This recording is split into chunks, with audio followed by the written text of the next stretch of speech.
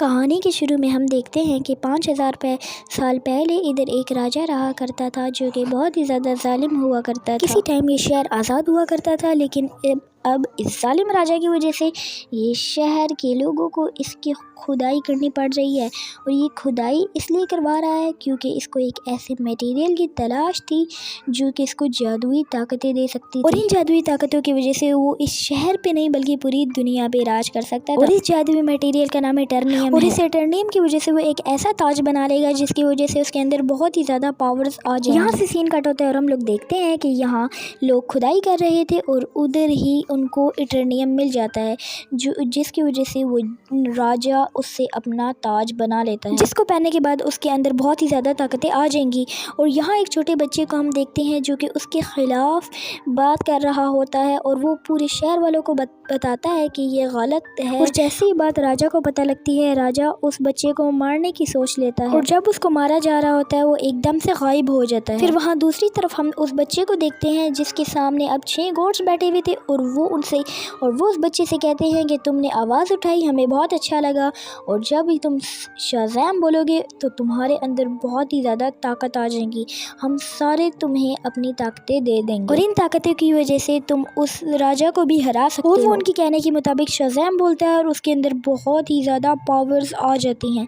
अब वो दोबारा से अपने शहर में जाता है और सारी जगह तबाही मचा देता है और उस जालिम राजा को भी उधर ही मार देता है। और यहाँ से सीन कट होता है और हम लोग देखते हैं कि उस शहर पे अब वो जो उस जालिम राजा का शहर था उस पे अब एक गैंग का कब्जा हो चुका होता है जो कि गैंग सारी तरफ तबाही मचा रही होती है और वो किसी को भी पकड़ के लूट देती है। और ये गैंग और किसी चीज़ को नहीं बल्कि उसी क्राउन को तलाश कर रही होती है। वो राजा खुद तो मारा गया था लेकिन उसका ताज अभी भी इस शहर में कहीं ना कहीं दफन है। अभी हम लोग एक लड़की को देखते हैं जिसका नाम एंड्रियाना होता है और वो भी उसी ताज को ढूंढ रही होती है जो कि पुरानी चीज़ों को ढूंढने में काफ़ी माहिर। और ये लड़की आर्कियोलॉजिस्ट होती है जो कि ज़मीन के अंदर खुदाइयाँ करते हैं और उनमें से पुरानी चीज़ों को बाहर निकालते हैं। तभी वहाँ उनको एक केव नज़र आती है और वो लोग उस केव के अंदर जाते हैं और देखते हैं वहाँ उनको उधर एक क्राउन मिल चुका था और ये वही क्राउन था। ये लोग इस बात को लेके काफ़ी खुश हो ही रहे होते, लेकिन वहाँ जो एक आदमी जिसका नाम इस्माइल है वो भी उसी गैंग के अंदर शामिल होता है जो कि इस क्राउन को ढूंढ रही। इस्माइल उधर एक लड़के को मार देता है और अपने उस केव में बुला लेता है। सब लोग उसकी तरफ गन पॉइंट करते हैं और कहते हैं एंड्रियाना हमें वो ताज दे दो। एंड्रियाना अपने पीछे देखती है, उसके पीछे कुछ वर्ड्स लिखे होते हैं और वो उन वर्ड्स को पढ़ने लगती है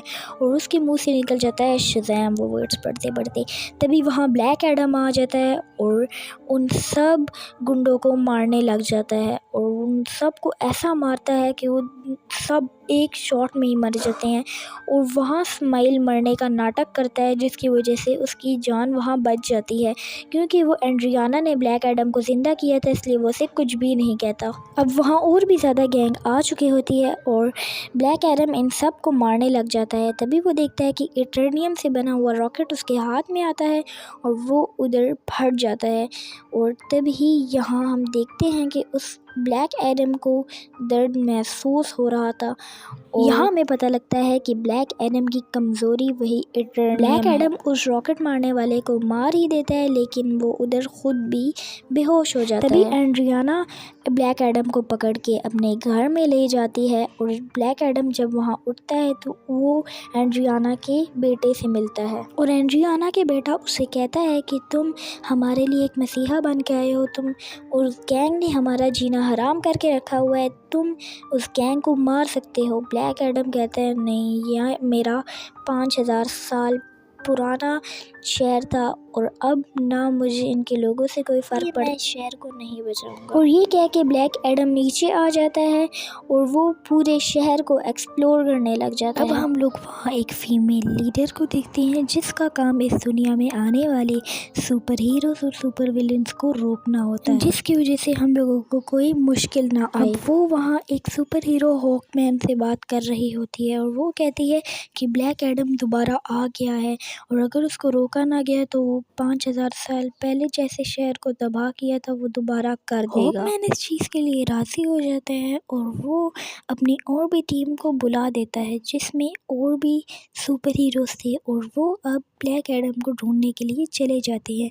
तभी सीन कट होता है और हम देखते हैं कि वो गैंग्स के बंदे दोबारा उधर आ गए हैं क्योंकि उनको पता है कि अभी भी एंड्रियाना के पास वो ताज है। तभी पीछे से ब्लैक एडम आता है और उन सबको एक एक करके मारने लग जाता है। अभी ब्लैक एडम यहाँ फाइट कर ही रहा होता है तभी हॉकमैन की बनाई हुई टीम आ जाती है और ब्लैक एडम से फाइट करने लग जाती है जहाँ कोई भी सुपर हीरो ब्लैक एडम को टच तक नहीं कर पा रहा था और ब्लैक एडम यहाँ से चला जाता है। अब हॉकमैन की बनाई हुई टीम एंड्रियाना के पास जाती है और कहती है कि तुम एंड्रियाना हमारी मदद करोगी और एंड्रियाना कहती है कि तुम लोग उस वक्त कहाँ थे जब हमारे ऊपर ये जुल्म हो रहे थे और ब्लैक एडम वही था जिसने आके हमें इन जुल्म से बाहर निकाला। फिर हॉकमैन उसे कहता है जिसको तुम समझ रही हो वो तुम्हारी हिफाजत करेगा।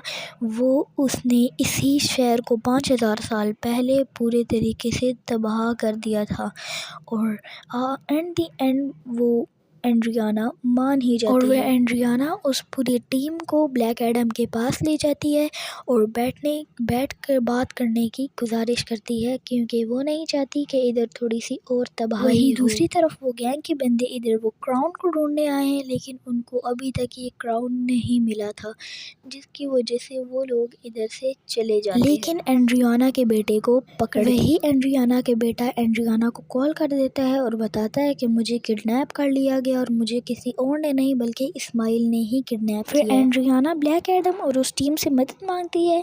फिर वो टीम और ब्लैक एडम उसकी मदद के लिए राज़ी हो जाते हैं और फिर वो लोग चले जाते हैं एंड्रियाना के बेटे को ढूंढने के लिए। तभी हॉकमैन उधर 2 लोगों को मारता है और फिर उसको पता लगता है कि इस्माइल ने उसके बेटे को कहाँ छुपाया हुआ है। इस्माइल ने उसके बेटे को एक खुफिया जगह पे रखा है जो कि एक रेगिस्तान है। वो जस्टिस सोसाइटी और वो ब्लैक एडम जब उधर पहुँचते हैं तो वो देखते हैं कि इस्माइल ने उसके बेटे पे गन तानी होती है और वो कहता है कि मैं उसी गैंग का लीडर हूँ और ये सारे लोग मेरे लिए काम करते हैं। और इस्माइल एंड्रियाना को कहता है कि मुझे वो ताज दे दो और अपने बेटे की जान बचाने के लिए वो उसे ताज दे देती है लेकिन फिर भी इस्माइल उसे गोली मार देता है। लेकिन ब्लैक एडम भागते हुए आके उसे बचा लेता है और इस्माइल को भी अपनी लाइटनिंग की पावर से मार देता है। फिर ब्लैक एडम हॉकमैन को एक बहुत बड़ा राज बताता है कि वो जिसको पावर्स मिली थी वो मैं नहीं वो मेरा बेटा था और जैसे ही वो मेरे बेटे को मारने वाले थे वो गायब हो गया था तो राजा उसको ढूंढ नहीं पाया इसलिए उन लोगों ने मेरी पूरी फैमिली को पकड़ के इतना मारा जितना कोई जानवरों के साथ भी सलूक नहीं किया। हमें इतना मारा कि मेरी वाइफ उधर मर गई थी। ये देख के मैं बहुत ही ज़्यादा गुस्से में हो गया था लेकिन उसी टाइम मेरा बेटा मेरे पास आता है और कहता है कि मैं आपको अपनी सारी पावर्स दे दूंगा। बेटा कहता है जब भी आप शज़ैम बोलोगे आपके अंदर ये सारी पावर्स आ जाएंगी।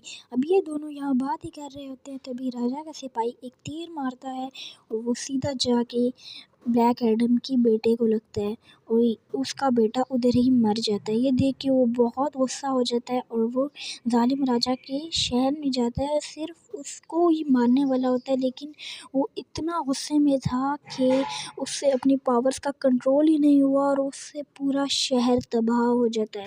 तभी वो 6 गोट ब्लैक एडम को अपने पास बुलाते हैं और वो ब्लैक एडम से काफ़ी नाराज़ हो जाते हैं और कहते हैं कि तुमने ये बहुत गलत किया, तुमने अपनी पावर का मिसयूज़ किया, उसको कंट्रोल नहीं कर पाए इसलिए अब हम तुम्हें एक केव में बंद कर देंगे। और फिर जब एंड्रियाना शज़ैम बोलती है तब मैं उधर आ जाता हूँ। ब्लैक एडम को काफ़ी अफसोस होता है कि उसकी वजह से पहले भी बहुत ज़्यादा तबाही मची थी और अब भी बहुत ज़्यादा तबाही मच रही है इसलिए ब्लैक एडम चाहता है कि वो इस जस्टिस सोसाइटी में अपनी सारी पावर्स दे दे। और ब्लैक एडम उस जस्टिस टीम को बोलता है कि तुम लोग मुझे एक ऐसी जगह बंद कर दो जहाँ मैं कभी शज़ैम बोल ही ना पाऊँ।